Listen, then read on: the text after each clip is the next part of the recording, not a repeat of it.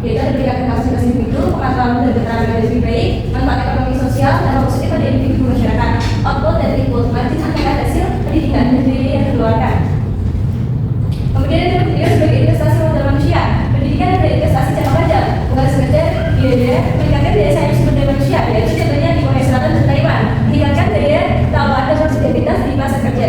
Ada dampak nilai tambah pendidikan pada individu. Yang pertama, ada jenjang peluang karir dan pendapatan, akses ke pekerjaan lebih baik dan lebih tinggi, keterampilan kritis, analitis, pengambilan keputusan, kewirausahaan, inovasi. Dan di sini contohnya adalah tambah pendidikan dan hilirisasi di Kota Semarang. Pendidikan menghasilkan SDM terampil, kolaborasi SMK, kampus, industri. Kemudian ada pendidikan mendorong hilirisasi digital dan ekonomi kreatif, kebijakan, inkubasi bisnis center di sekolah, melalui digital marketing, kolaborasi dengan industri dan instalasi UMKM. Aspek nilai tambah yaitu SDM, produk digitalisasi, ekonomi lokal, kebijakan publik. Contohnya, hilirisasi Bandung Presto melalui pendidikan vokasi dan TEVA, program sekolah digital kreatif, hilirisasi ide dan kreativitas, TEVA, SMK Sore Semarang, hilirisasi produk dan desa, kolaborasi kampus, industri dan hilirisasi wisata Semarang. Dan jadi dari hal tersebut, pendidikan di Kota Semarang memberikan nilai tambah nyata terhadap hilirisasi dengan cara menghasilkan SDM terampil yang mampu mengubah potensi lokal seperti Bandung dan lain sebagainya, menciptakan wirausaha, inovator, kelapa ekonomi kreatif yang memperkuat daya saing dan kesejahteraan negara. Sekian, terima kasih. Baik, di sini pengukuran dan persoalan nilai tambah dalam pendidikan ekonomi studi kasus Indonesia di Kota Semarang. Apa yang nilai tambah dalam pendidikan ekonomi? Pendidikan, kontribusi pendidikan meningkatkan kualitas SDM output ekonomi. Fokus pengukuran, proses pendidikan meningkatkan kemampuan dan produktivitas individu.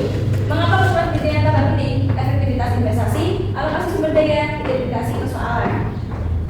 Metode pengukurannya di sini itu indikatornya yaitu indeks pembangunan masyarakat atau IPM, kemudian ada result of education economy. Studi kasus di sini.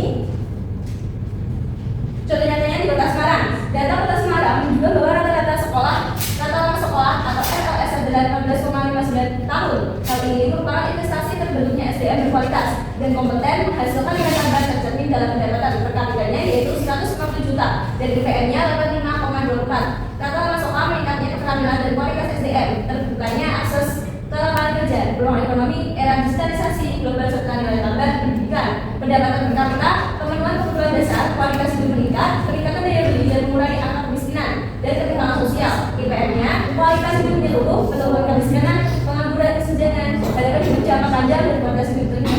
Agar memperkuat kesejahteraan masyarakat, maka dari tiga data itu Kota Semarang sudah sangat tinggi karena rata-rata penduduknya sangat tinggi, kurang lebih 80. Tapi ada baiknya mempertahankan kesatuan kita, penguatan investasi, keuangan ekonomi kreatif, UMKM, industri teknologi, dan peningkatan layanan publik, kesehatan serta jaminan sosial. Kesimpulan dari hal tersebut, pentingnya untuk memahami kontribusi pendidikan terhadap ekonomi, kemudian pentingnya kualitas pemerataan pendidikan dan juga prioritas sekolah masyarakat untuk SDM tersebut. Sekian, terima kasih. Wassalamualaikum warahmatullahi wabarakatuh. Waalaikumsalam warahmatullahi wabarakatuh.